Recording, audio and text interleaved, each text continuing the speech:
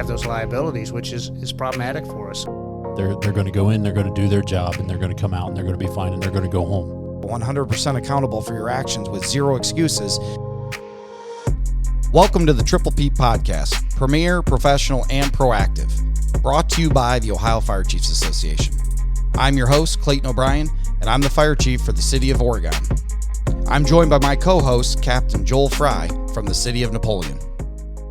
So all right. So I want to switch. I want to talk about a different topic that Here we go. What's it going to be? Oh my gosh. But I will say it was mind blowing to me because it was when I was talking to Rick and at the foundation board meeting, the one maybe a month or so ago.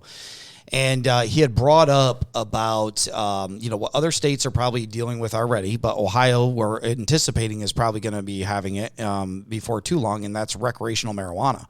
And how chiefs, when he brought that up, it really kind of set me back to say, you know what, this is really something we have to start talking about. And I know that it's on the very, cusp of whatever else. I'm just wanting to know, talk about, what you know about it and kind of what you shared with me in the meeting. So in the Metro Committee, we had started talking about health and safety. I'm also on the Health and Safety Committee, and we started talking about CBD oil to begin with. And, okay. And the concern was that firefighters would take CBD oil that may have THC in it, and the concern would then you'd pop out on a drug screening, and then there'd be a problem, right? And what do you do with that problem? And a number of departments have process. Cincinnati has a process. Akron has a process. I know some smaller departments have processes and what you're going to do with that. And it became a concern to me, but how can we educate our firefighters to make sure that if they have to take CBD oil based on injuries, because there's some evidence out there that it says it's good, but there's no FDA follow-up. Nobody's really got oversight the CBD oil. CBD oil. Because that's legal, right? And that's legal. You can go into the shops in Ohio or whatever else and buy that. You can, or you can order it, and that's the buying it on the line. Gotcha. Is a bigger issue, right. And certainly with the medical marijuana, that becomes problematic too for a number of departments. And we've been discussing that for quite a while on how do you approach that. And I spoke with a deputy chief from Pittsburgh here maybe 6-8 months ago before I wrote an article on it for In Command magazine, and he said their approach is a little bit different than the rest of, at least in our area. If somebody has a medical marijuana card, not a prescription but a card, and they go to a dispensary and they purchase medical marijuana and they have a bad drug screen or it shows that they have a THC in their system, as long as they can produce the medical card and they can produce the receipt from that dispensary, they're okay to go on about their business. But if they bought it from JoJo down the street, then they have a problem, and they would move forward with termination. Most of the departments around us don't do it that way, and medical marijuana is probably good to help our firefighters and fire officers, certainly. But we as fire chiefs have a problem with that, and when you look at the liability on somebody that has taken medical marijuana or CBD oil, and it shows that 0.3 THC level in the drug screen, now you have a problem if they've been in an accident and somebody's hurt or killed. Sure. And you have those liabilities, which is problematic for us. So, and THC is, my understanding, THC is in the system longer. So, I mean, if they used it in even 3 days or a week or whatever, well, I'm not sure exactly how long it stays in there. But, before shift, where that could still, so firefighters, if they are using it, would need to be very aware of that as well because of just for that purpose alone. I mean, you have a shift in 2 days, and you may not think you're under the influence, but that test is going to come back, and that's going to be a problem. Yeah, and I don't know that necessarily if you're taking the CBD oil, you're not probably going to be under the influence in that respect. Okay. But you're going to have the THC in your system, and that's one of the many concerns. So reaching out to other departments around the country and asking them those same questions. What do you do about the approach? I spoke with some folks from out in Colorado, and how do they approach it? There's departments which is really interesting to me in Canada, police departments and fire departments that have policy that allows their folks to use recreational marijuana on the weekends when they're off duty. And that scares the heck out of me as far as liability concerns and how do you tell the difference. And, But there's a difference between intoxicated on medical marijuana or recreational marijuana or alcohol. There are certainly ways that they can check, and right now it's a blood test, but there are ways that you can check to see if folks are intoxicated on it. But there's still that liability, whether you're intoxicated or not. If you test positive after an accident, there are liabilities for the city. So.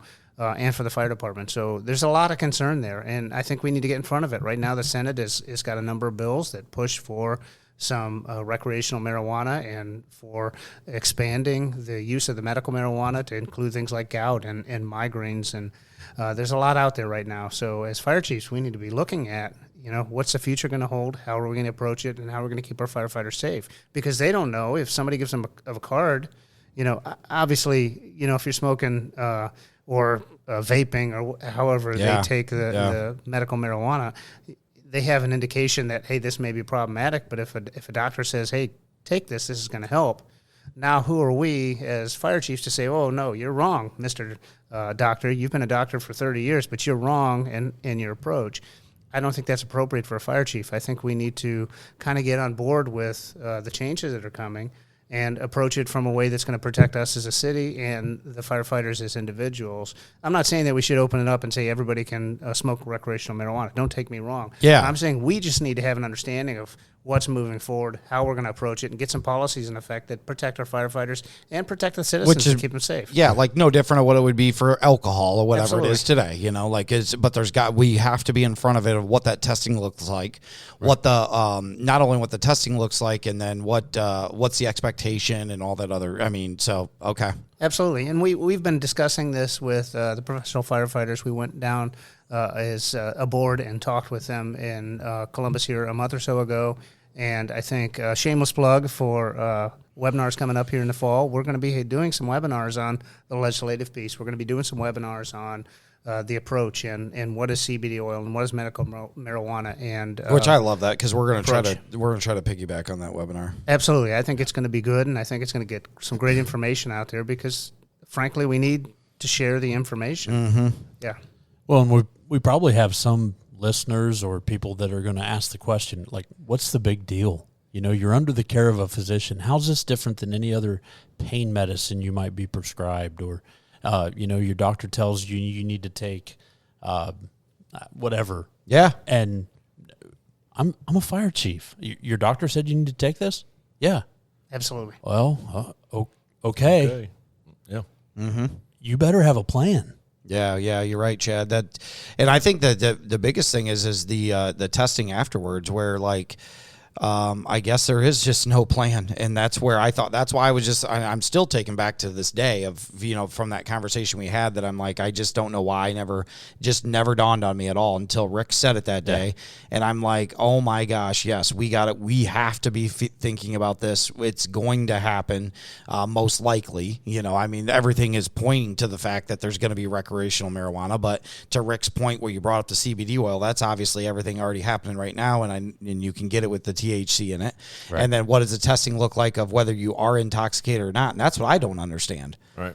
Because if they did use it 3 days ago and they're not intoxicated or under the influence at the time, of no different of like what you're saying, if they had a knee problem or they're off work on sick time because they're taking these pain meds, and they're just told not to drive for 8 hours or whatever it is, compared to their doctor telling them that they got to, smoke marijuana, eat a gummy, or do something every, however often that they need to do it.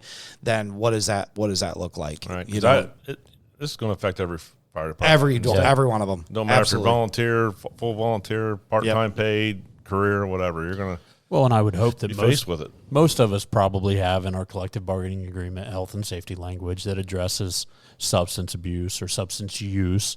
And, for example, let's say I have a back pain, a back injury. I go to my doctor. I start getting a prescription for my back pain. I'm not going to run into the chief's office and say, hey, chief, I got a prescription for whatever pain med for my back. Yeah. Doctor says, hey, you can take this like the day before. Don't take it when you're on duty, but you're good. Doctor writes out the prescript. I've got all the information. I get pulled for a random, and I go and I get tested, and the test shows that I have whatever pain medicine in my system. Well, I can bring in the prescription. I can bring in the doctor's orders, and, okay, and you're clear to drive. Everything, you've been taking this the way you're supposed to. Yes. The testing shows that, yes, the level that was in his system was consistent with he took it yesterday as prescribed. Okay, we're cool. Everything's fine. But what about medical marijuana? Where are we at? Are we behind on the testing? Yeah. And the other scary part too is like the entire time I was a kid, I was always told like, marijuana is a gateway drug. Right. And as much as the, like overdoses that we deal with on a regular basis, that's the other part that kind of scares me when you're just talking about the pills, has kind of got me thinking about it, was that when they're prescribed Percocets or Vicodins or, Dilaudid or whatever else, my first thought is, boy, I really hope they're not only taking it responsibly, but they don't take it any more than they need to, and that can they really stop when it's done?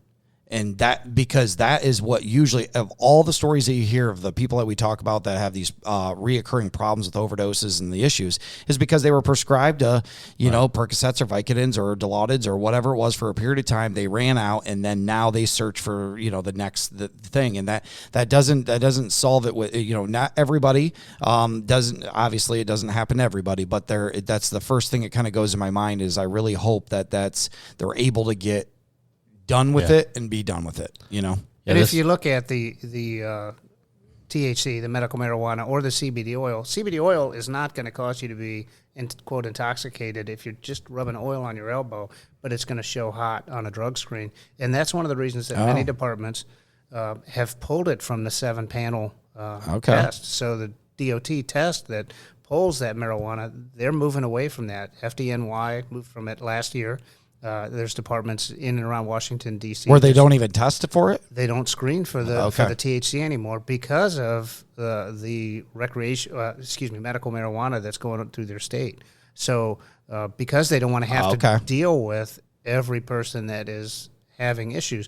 But what they look at is it's still zero tolerance. There's a zero tolerance policy. Don't show up intoxicated on any substance when you come to work. And I think that's what has worked out in Colorado. It's working in New York and now working in Pennsylvania. But how do you prove that they are?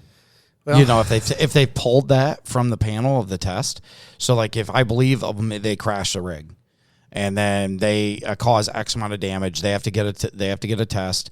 Then how do you it's my word against theirs? They're saying, Well, so I'm talking about random screenings. I'm not talking about per accident. You get an accident, you got to do the blood test. It's going to be everything. It's going to be part of the process and part of the investigation. Okay, so you're saying on the protecting them. I'm talking about the random stuff that causes more issues. Yeah. Rick, and correct me if I'm wrong, but we were talking about CBD oil earlier, and it's unregulated, I guess, status right now. It's you don't know what you're getting. With it being unregulated, and I know you've studied this out a lot more than I have, Rick, but you think you could be buying just CBD oil, but you don't know how much THC may or may not be in there, correct? Well, not all of it has THC in it, though, does it? No, but some of them do, and the only way to tell is to evaluate that and send it off for third-party testing, and there's some agencies that do that. There's folks out of, don't quote me, I think there's some businesses in New York, there's businesses in Ohio that do that, and on their website, they'll give you a third-party vendor that you can go to and click in and put in your the UPC code or whatever it is, and that'll tell you what exactly is in the CBD oil. But not all companies do that, like you said. And when you're buying stuff online, you don't know what you're getting. So the same with recreational marijuana. Well, recreational marijuana, if you're buying it from Jeff Deeks down the street, it's going to be a little bit different than the regular. You can hit him. You can hit him right there. You were too quiet for too long. I'm getting educated here. I'm listening, absorbing it. That's why I got 2 ears. Brother, I love you. Happy birthday. I know, yeah, whatever. But you're right. So it's got to come from an actual place, and they had to turn in the receipt. They had to say where it was because that's regulated and it's underneath that. Okay. Absolutely. Wow. Yeah, this is probably going to get cut, but for those of us that do run EMS, have you ever been on a marijuana overdose?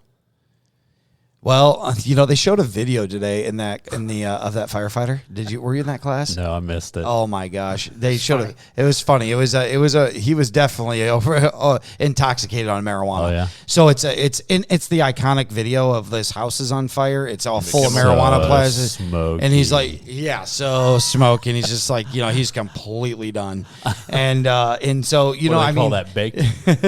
yeah, He's baked. He's baked. So, but I will say that is going to be the hard part. It's going to be able to say like what is that tolerance level, and then if they do a test on the blood. So if they do test the blood, then is there a level like, like when it's zero tolerance for alcohol. So, but like if you're driving a vehicle, it's what 0.08 or whatever, yes. That sort of thing.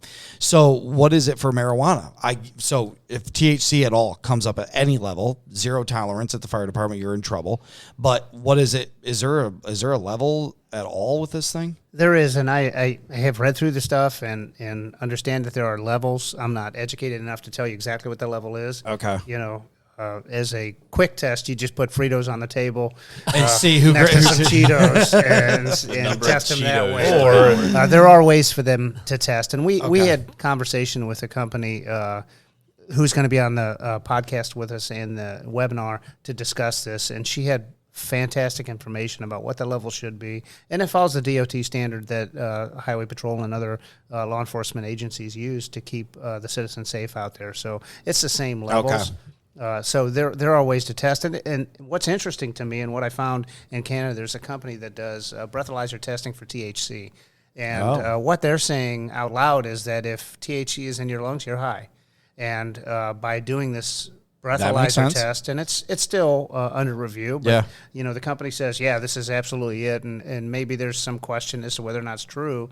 But I think in the near future, we're going to have stuff that we can put a breathalyzer, not necessarily to start a fire truck, but to check and see if somebody's intoxicated on marijuana without having to do those blood tests. But right now, blood test is the standard. Blood test is the standard right now. Wow. Okay. Fritos and Cheetos? Fritos or Doritos, right?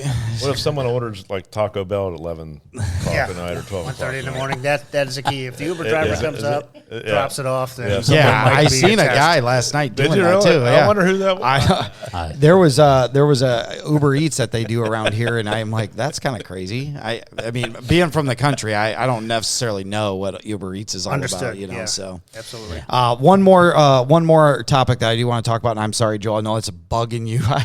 The tapping of the table as it picks up on that. See that little thing? Oh, really? And so Joel is like he is. I know he'd be all over it if I. So I'm sorry. Is he going to yell at us? I apologize. But anyways, I'm sorry, Joel. The last topic that I thought that would be kind of cool to talk about, which is all for us that we're all dealing with, and we talked a little bit about apparatus, inflation and costs, time frames, all that stuff, and that further goes into now the turnout gear. Recently we were told that this PFAS was in the turnout gear, and that Cleveland Heights did a great little seminar on it type of thing.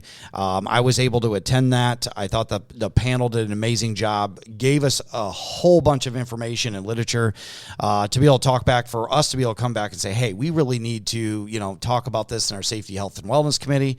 But bottom line is, we're dealing with 36, not necessarily 36 months, maybe 14 months or longer or whatever it is, even to get new turnout gear. Right. So at what point, it's not like you can just throw all your turnout gear away and just get new turnout gear. So how do we get out of gear that, it's my understanding, I went back and looked at our specs of our gear, to find that the PFAS was not like in direct contact with the firefighters. It was in the vapor barrier, but it was within the layers, that wasn't necessarily going to be touching firefighters. It doesn't still mean that it's okay. It just means that it's just not in direct contact there. So I guess, I know Rick and I talked a little bit about this, and then maybe you guys can chime in too about, what you guys are hearing. Maybe this conversation come from my union. Because it was the IAFF that, posted that. And I kind of was like, that's like a mic drop type of thing, like you put it out there and then there's like, what is the solution? Right. And, so I think we're trying to all figure it out because we all want to do it, but it's also large impact financially for a lot of departments. And then if everybody's flooding the system for whatever certain specific type of gear, then how long it's going to take, so. Well, as chiefs, one of the things that we better, if you're not, you should be focused on all of your people going home. And, we think about that in the context of each and every shift. Like, I want to buy the best gear I can for my troops so that they're well protected. They're going to go in, they're going to do their job, and they're going to come out, and they're going to be fine, and they're going to go home after the shift. And, going back to what we were talking about earlier about long-range planning, what we really need to be focused on is going home after their retirement party, well, whole. And, it is so scary to think that this gear that we've put our people in that is going to protect them from what's right in front of us today may end up killing them 20 years from now. And it's like, what do we do? Where do we get the answers? How do we fix this? We at Sydney, we've got 38 people that wear turnout gear, and that's going to cost some money, but it's not the millions that some other departments may be facing. Sure. And, well, and I mean, all of our members got 2 sets of gear. Right. And us too. So, what do you do? What do you do? Huge budget implications, just the availability of the gear, what gear is safe, how do we know it's safe, where do we go to get the answers? I mean, it's scary stuff. Well, Rick is on the cusp of all this. So Rick Vober. But Rick, I will say, we just talked about this a little bit about what is some places doing with the gear. So I think one of the things we have to look at is, number one, it's not just turnout gear, it's also the Nomex.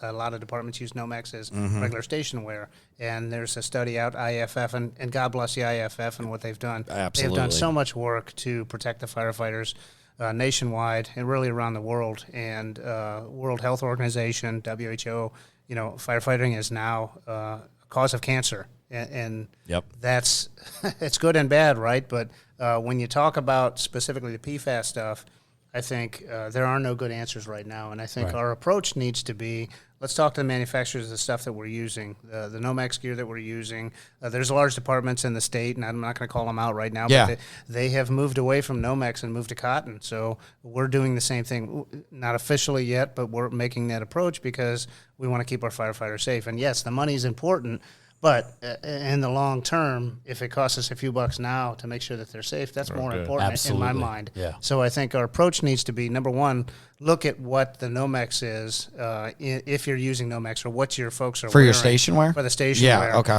And question the manufacturers, does it have PFAS in it? And then look at your turnout gear and what you're using. The bigger approach and the bigger concern when you talk about, we know that our turnout gear is dangerous, and we know that it does have PFAS in it.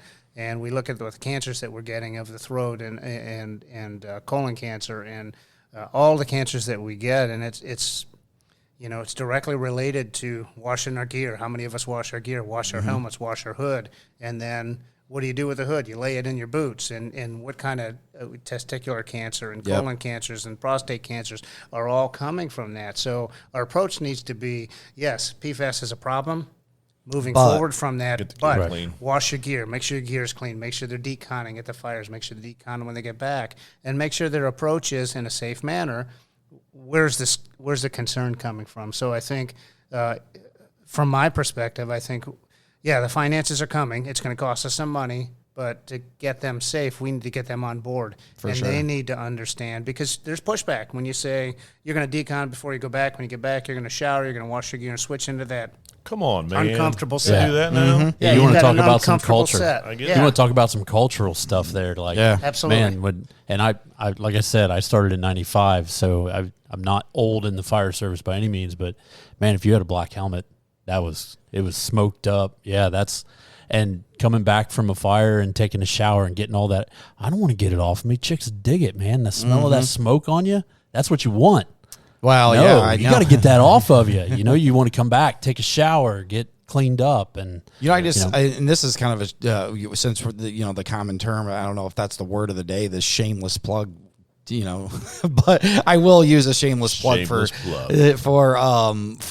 Marty Conway from F500. So he does that, And he talked to me a little bit about that today, was just that, that deconning with the F500 because it traps all the hydrocarbons right away. And so he's got some studies that are coming out for that, and that might be like just using 0.5%. And so I'm interested to, it was a brief conversation. So I'm interested to see, some results on what that is, or just learn a little bit more, because, I think when you're talking about quick decon, that might just have to be, if you had something of that nature that can trap all this stuff, that would be pretty decent. So, and I talked with another vendor here this week, Casey from Novacool, and another product. Similar. I mean, they're different products. Yeah. But, the technology and, foam was what initially alerted everybody. Like, we're all like, oh, there's PFAS in our foam. We got to get rid of our foam. Dump it. And there's PFAS in everything too, by the way. Yeah. Right. I didn't know that. Your water bottle may have PFAS in it. Exactly. So that's right. What's going to kill us? Something. We're all going to die someday. But so anyway, sorry. That's a bummer. I hope I didn't get you. I didn't hope I get you. That's a bummer. Just had another birthday. I mean, you got to stop having those birthdays, man, and then being happy about it. 29, rough. Like, jeez. But what I find so encouraging is that, we're looking at the foam, and the foam that was the problem that started this conversation is now there's vendors out there that are producing products that may help fix some of the problem. I mean, that's so encouraging. And then, now we're talking about the gear and just having these conversations and, being bold enough to push the culture that, it's not cool to have dirty gear. It's not cool to lay around in your stink and your filth after a fire anymore. You got to come back and just pushing those things and being the leaders that we have to be. Going back to what we said earlier about knowing what's right and doing it, having the boldness to do it. Do you ever feel like, though, do you ever feel like there's, so many different products, and then you're in this situation like it's overwhelmed. What am I really gonna, to be able to put a committee together, to really be able to evaluate, really be able to know, like, what's a gimmick and what's not. What's really supposed to be legit. Yep. So it goes back to personal responsibility. Yeah. We know if you take a shower and wash it off. We know if you sweat it out. There's products out there. We use the infrared saunas, the CDUs. We call them chemical decon units. Okay. And it's mixed reviews as to whether or not it works, but it does certainly sweat it out of your system. If you go to a fire and you come back, everybody's been in that fire, and you come back and for days you take a shower and you still smell that fire you went to 3 days ago. You know why I was just told about that in the vendor show just recently? The why you did smell like this, he told me, is because I took a hot shower.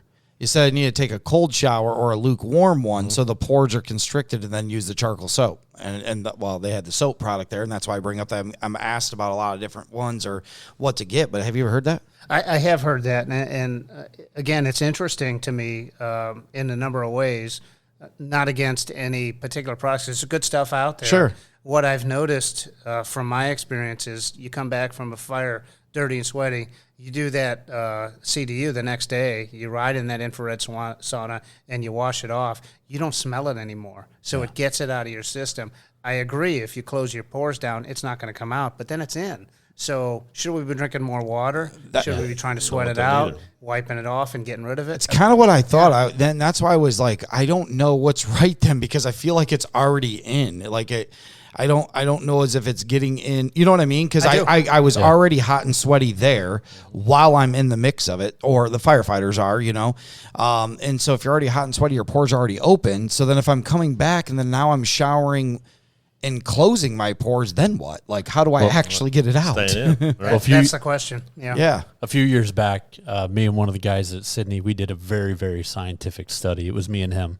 So we had two subjects, and we caught a couple structure fires over the course of a week. And, we weren't doing a study. We just stumbled across this. And we'd been working out, and on our first day off, we would go to the YMCA. We go to the workout and then go to the steam shower. And we're sitting in the steam shower after catching a couple structure fires, and we get up to leave, and a guy walks in. He's like, "You guys having a campfire in here?" We're like, No, it's a steam shower. It's hard to get things to burn inside of a steam shower. He's like, "Man, it smells like fire in here." And we were so used to it, we didn't even notice it. Yeah. And then we both went home and, got cleaned up again, and like, I don't smell like smoke anymore. Like, this is amazing. And here we stumbled across what we know now, that you sweat that out, you get it out of you, and every chance you have to get it out of you, immediately after the exposure, a day after the exposure, 2 days a week, just you got to get it out of you. Do you have these units at all your stations, or just certain ones, or what? At certain ones, and I know there's some. The IFF came out against these infrared saunas because they don't feel there's enough studies behind it, and I understand that. Sure. But I think the science of medicine changes. Yeah. If you look at just ACLS, and I've been around for 35 years as medic, so I've seen Isopro come, I've seen Isopro go, and I've seen lidocaine come, and I've seen lidocaine go, and now we're doing all sorts of changes, and I think that is what we're seeing in the fire service. Things come and things go based on pendulum swing. Yeah. And that's why I think that personal responsibility, doing what you think is right, making sure you clean your stuff, clean your gear, protect your family, and go home at the end of the day. It's a round trip. I heard this for the first time, round trip ticket. I love that, I by the love way. it. So I cool. absolutely love That's that. cool. Yeah, see, that this morning I did like that. Yeah, Big round golden trip. ticket on there. Yeah, go home at the end of the day. Rick's right. It's personal. I mean, you got to. Yeah, you might be chief officer, lieutenant, captain, whatever, however your rank structure is. But even the newest firefighter has to take responsibility and say, listen, I need to get this stuff off here, And it doesn't stop there though either. No. It doesn't stop with No. just the doing that of like getting cleaned up, doing the decon. It's a culture thing I think in your department. Yeah, it is. I think we did a very well job getting it started in Napoleon and doing it, creating the decon buckets, and everybody kind of gathered around of doing it before we all left. But I don't think it stops there. I think it's also personal responsibility to document it. Well, Yeah. And We for do that. us as Absolutely. chiefs, we need to be providing an area for them to document, teach them how, and make sure that it's happening. And because everybody does something different on the fire scene, so I may not know everything. And what I explained to the firefighters is, even in incident command, I don't know what every single firefighter did or what they were involved in. That's why it's your personal responsibility to make sure you document. Right. Because I heard those war stories from individuals of the cancer claims, and then the poor documentation, and then also on the other end where great documentation that got them now that's being recognized for BWC claims and workers' comp and things of that nature. So you want to have that documentation. Yeah, we do almost every fire, and that's one of the things I What do always you do say, it on? Document. Yeah. We use the IFFF. Do you? IFF, yeah. Okay. Because I've seen that like N4s, and then they have it on ESO and all I the know different some, ones. So. yeah. Some Okay. of the reporting software too. Yeah. They have that documentation in there that they, the people who make the reports out can put in there. But it's got to come down to the individual. We got to change our mindset. We just everyone. Yep. No matter I from the newest guy to the oldest guy on the department, we got to get in there. One of the best things that I think I did, because I have a pretty stubborn department, with egos and Sure. stuff. But, I brought the Columbus Firefighter. I can't remember his name. Dave Burswig. They came in and did a class for us, or were going to, and I'm thinking, man, I got to get these guys. I said, how do I get to these guys? How do I? Yeah. I invited their wives. I fed them a free dinner because firefighters That's right. love free dinners. Okay. Heck yeah. Yeah. What was it? And it's steak. Okay. Oh, yeah. really? Okay. So you really got them. Oh, yeah. Deep cuts. The farmer down the road is missing a couple. No, we won't go there. I didn't say that. But no. But yeah, we used the wives, and one of our most stubborn guys that we have in our department, because every department has it. We can go to every department and use Absolutely. someone. Oh, that's one of my guys. Oh, that's one of my guys. And he, next thing I know, he's getting his gear out of his locker the next day, and he's washing everything. Yeah. And I'm thinking, She told him to. oh, Well, and exactly. the round trip ticket. Like, exactly. oh my gosh, 'cause, Yeah, I want him to go home too. and And be that's- just responsible, self-responsibility at the station. And she wants him to come home. And until you really, really understand, like, hey, because your laziness right is the cost of that on the other end, like, really? Yep. Yeah. It's but yeah, it's got to come down to the individual responsibility to get that taken care of. And I think, don't forget that as leaders, it's our responsibility to step forward. Sure. How many of us hit the gym every day? How many of us show that personal responsibility? And I think if you look back when I started on the job, and I don't feel like I'm that old, 31 years in the fire service. Okay. And my first fire, my captain did not wear a tank. And it was good second floor worker, we're getting up on the floor, and, I'm doing my rookie thing, mask up at the door and crawl up, and we're crawling through some heavy smoke. And he walks past me, opens up the windows, kids, save your hair, and he smoked 3 packs a day. And, I wanted to be him, and I tried to do that, and I damn near died there on the second floor, taking my mask off. But the culture, and you talked about it in your lecture this morning. It's really important to make sure that we share as chiefs and as leaders in our organization what's important and how we can take care of our folks, and let them know that we're human too. We all make mistakes. Every one of us has made. I made a mistake probably this morning. I talked to Jeff. That was a mistake, but. When you talk about the cancer stuff, when you talk about this and how important it is, have these conversations at the kitchen table and talk to them about personal responsibility. Yep. Well, and I think that's what it is. Like you said, at the kitchen table, get them where it's comfortable. It's in an environment where you can just have a conversation. It doesn't have to be a setup, make it some important training deal or whatever else. Just start dropping those nuggets to some of the personnel and start having the conversations. And I mean, and like what you did there is, have a steak dinner and bring your wives and that sort of thing, and I'm sure it was super impactful if you brought somebody in and was struggling with it. We saw some of the wives, they left the station at night crying. I bet. Wow. They had tears running down their cheeks, and they said, and I could tell that I hit a chord with them, and if they they're getting spanked. Yeah. They're getting hit on the way home. The husbands are getting, they're getting it in the vehicle. And honestly, the PFAS thing came, and that story that Cleveland Heights showed, it was all because the wife of one of the wives of one of the firefighters that got it. So they she put up with a lot, not stop. I mean, she was awesome. So they put up with a lot. They do. I love the wives out there and the girlfriends and stuff. But family in general, right? Yeah. Oh, everybody. Because now we have such a younger generation that's coming in. A lot of them, still might live at home and they haven't bought their, they get their first paycheck and they buy a brand new truck, and that's usually what happens. It happens. So, which is cool, but it's just family in general, and that's it goes to that point of that round trip ticket. So, and on that, I talked in my presentation the other day about. I think sometimes in the fire service, and again, this is a culture thing. It's kind of what I've been drilling down on this week. There's more of it now than I think there's ever been, but just that love for each other, and how weird it is that, I love you, brother. There's some organizations where that's always been a part of their culture, to bro hug and I love you, brother, and, see you in a couple days.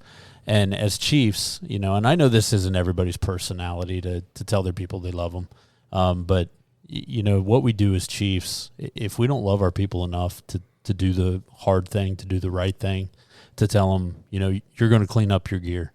I don't want to clean I don't care.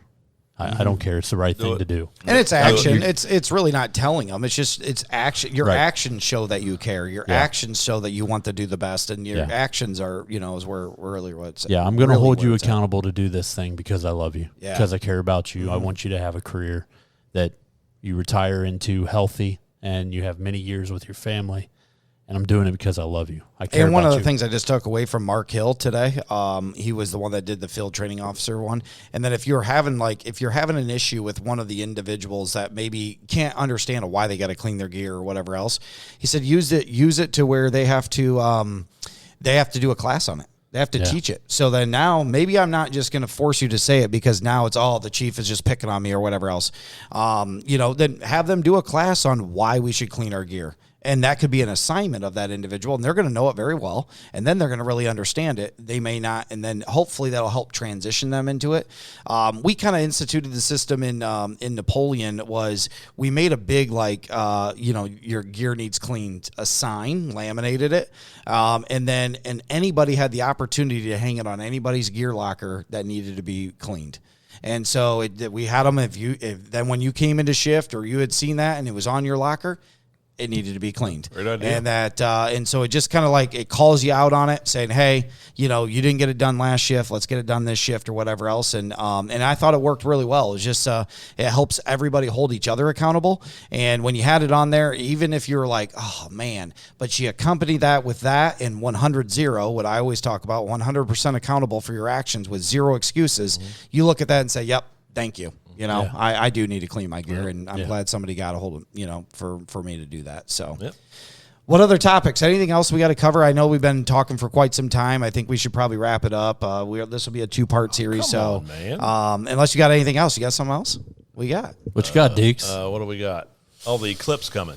Oh, yeah, there you go. I don't know nothing about that, but Rick Anderson I does. know from the you Ohio would Fire bring Chiefs. something up about you freaking tee it right up. I'm like, but it is. The eclipse is coming. I think it's like in our area. It's May going to be a May good the viewing 4th, place. 2024. Be paying attention to it. It's coming. It's coming. Don't close your eyes. You'll miss it. Yeah, it's going to be dark for like 8 minutes. So. But Chad, you did bring up something that I think is important, and just to bring up maybe for another topic. Yeah. Peer support. Okay. And loving each other and making sure Yeah. folks are taken care of.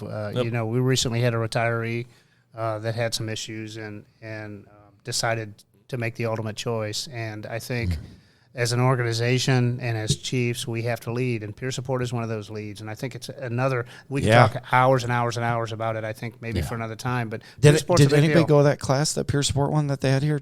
Brad Shaw was doing that, wasn't he? Yes. Yeah. Chief to chief peer support. There's Yeah. a subcommittee. Shameless plug. If this interests you, if peer support interests you, if these topics about the PFAS stuff and caring for our firefighters, health and safety is a big committee that does that. We have a separate ad hoc peer support committee. We have a chief-to-chief peer support committee. There's a number of committees, and if it's not there that you find, ask us, and we'll get it started. How do they get a hold of a committee member? So like if I say they're listening to it right now, they say I want to be a part of the health and safety. Like who we know Jeff is the education, but how do they know? Jack Rupp, Okay. Health Committee Chair. If you get on the website and click on it and go through members only and look at the committees, you'll see who the chair is. Reach out to me. Okay. Rick Vober. Yep. Or Vober, AkronOhio.gov. Send me an email and I'll get you to the right committee. But really, that website is phenomenal. The folks that work the OFCA and Logan, I know, they do a phenomenal job keeping that stuff up. and if you go to the website, what we can do, Joel, is we can just have them put the link directly to that, like if it goes to the other committees or where it's at, because Logan was just showing us today, you know, like how they've redone the website of where the podcast sits at, and then then be able to have all the notes and be able to have just different direct links to it. So Or even just call the office.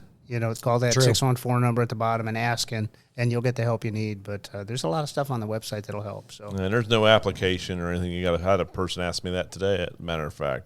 Well, how big is the application you got to fill out to be on one of the committees? And I said, there is no application. no application, $100 a year. Like, come on, Call like the this office. is great. You know, like it's one of the things. I think episode 2 or 3 that we talked about it. Not 2 because I think that was a conference one, but we did talk about like a members one, and it was with Chief Joe Kitchen. And so if you go back, if you're listening to this one, if you go back to, you know, it's in the beginnings. And we talked a lot about what the member benefits are, and huge. And so for what you get for $100, Yeah. I mean, You can't beat it. phenomenal. Well, and to double back on what Rick was talking about with peer support, you know, he mentioned earlier about the collaboration we have with the Ohio Association of Professional Firefighters, their leadership team and our leadership team. And some of the things we're working on, this peer support is one of them. And, you know, very soon there's going to be announcements coming out about different places around the state where we're going to be doing peer support training in collaboration with. Oh, and- really? Yeah. That's it's cool. Fantastic. You know, just those kind of things that this association is doing.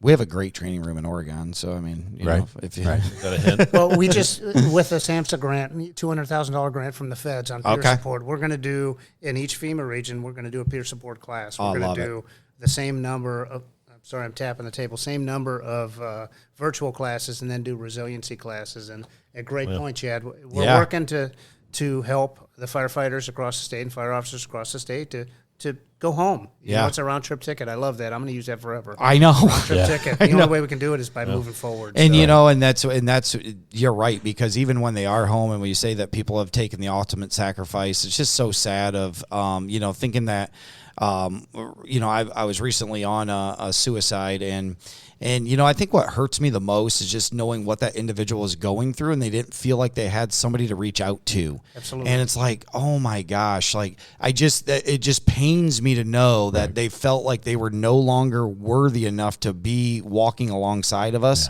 and that they couldn't just pick up the phone and just say, hey, I need help, or something is going on, and it's just that hurts. That 5 minutes before they're about to get in that rope, you know, type of thing. Yeah, if you haven't walked alongside people in your organization that have had to deal with that, you know, in our organization we have a family that lost a family member. They died by suicide, and I mean, just unbelievable. And you know, I resolved when I became a chief that I'm going to do everything I can to make sure that doesn't happen. And we have conversations about, it's okay to not be okay. This job's hard. It really takes a toll on us. And, I don't want to say it's okay to not be okay and drive somebody to say, well, this is the only choice I have, because we have a ton of resources. We have a lot of people that care about this issue and are really working very hard to come up with, not just one treatment methodology or modality that's going to fix everybody. Because we've learned that, one size does not fit all when we're talking about mental health and behavioral wellness. So just the work that we are doing to try to address these things so that we don't have to walk that walk with these families that have suffered through that. Did the Ohio Fire Chiefs get the grant, or who got the grant? Yeah, so we as the executive board last year went to Washington and to lobby for legislative issues. And in working with Dave Joyce's office, we were able to secure the start of getting a grant. Now, we're still back and forth with Sampson getting the grant for it, but the intent is to do those classes, and they're supposed to start in September, so hopefully we hear soon. Okay. But it seems to be moving forward pretty good. I do want to give a shout-out to I was on that email chain. Just the question, of course, how easy federal grants are. Oh, yeah. Right. They're so much fun. I get it. But I saw the email. I saw with all the executive board and everybody that was in that email chat. Michelle Fitzgibbon, our executive director. Yeah. Oh, my goodness. I mean, it's just like I've heard it said time, she's a rock star, and we are so lucky to have her in there. But Rick, I saw Rick on that. I know that I saw Joe Kitchen, everyone. Steve Kelly. Yeah, Steve Kelly just submitted to that stuff, and I'm thinking, wow, I am lucky. Yeah, that is awesome. I am lucky to be a part of this group. Yeah, for sure. Michelle said no more grants. We're not allowed to bring any more she grants. did say that. So she wasn't that was happy it. about One and done. She said She said bring one back and done. cash. Yeah. No more free money that ain't Yeah, free. but you're 100%. So does that Yeah. run Yeah. for 1 year then, or what's it do? It's a 1-year term on Okay. up to $200,000, and we will definitely use the money. Yep, and then do the training in all the regions. Right. I mean, that's super cool. Yeah. So, okay. Well, That's the plan. Do you already know who's going to be doing the training and all that? We kind of set some of that stuff. It'll be coming out here soon. Okay. We worked through it with the Health and Safety Committee and the Ad Hoc Peer Support Subcommittee, everybody that worked on it, and it's ready to roll out. We're just waiting to hear. So more to come. Sweet. Stay tuned. That's Absolutely. nice. Stay tuned. That's Yeah, nice. absolutely. Clayton, we're going to probably have to wrap this up before we have like a live studio audience here. Yeah, sure. I know. I thought that we were gonna going to be kind of get crazy. close Awesome, because man. it was like 7:00 and we needed to, maybe wrap it up to, as people are starting to want to, come in. So. Sounds good. All right. Yep, sounds good. good. Thanks a lot, guys. I really, really appreciated it. Yep, I thought it was yep. a lot of fun. I Yes. think we covered a lot of, different did. topics. And do we need to sing happy birthday to you before we get No, off we the do air? not. No, we do not. No. No, we don't. No. All right. Happy birthday, Jeff. Happy But, birthday, Jeff Thank you. Deeks. Appreciate it. Happy Appreciate birthday. To you. Nice, Rick. I like. See, Rick Vober's Happy the man. birthday. He's just Chief President. like Marilyn Monroe. All right. Well, thank you for tuning in to the Triple P podcast, premier, professional, and proactive, brought to you by the Ohio Fire Chiefs Association. And I will say this has been just a blast to be in this seat, to be able to host it. Joel and I have really, really thoroughly enjoyed ourselves of talking to the people that we have over the years. So if you are interested, continue to sign in, listen to them, and come back for some more. And thank you. Thanks, guys. Thank Thanks, you, Clayton. Awesome Appreciate job. it, buddy. Thank you. Yep. Thank you. Thanks, Joel. Thank you for tuning in to the Triple P Podcast, premier, professional, and proactive, brought to you by the Ohio Fire Chiefs Association. If you'd like to hear more, follow us on Spotify, Apple, Google, or wherever you get your podcasts. And if you feel so inclined, please help us spread the word by telling your fire and EMS friends about this channel.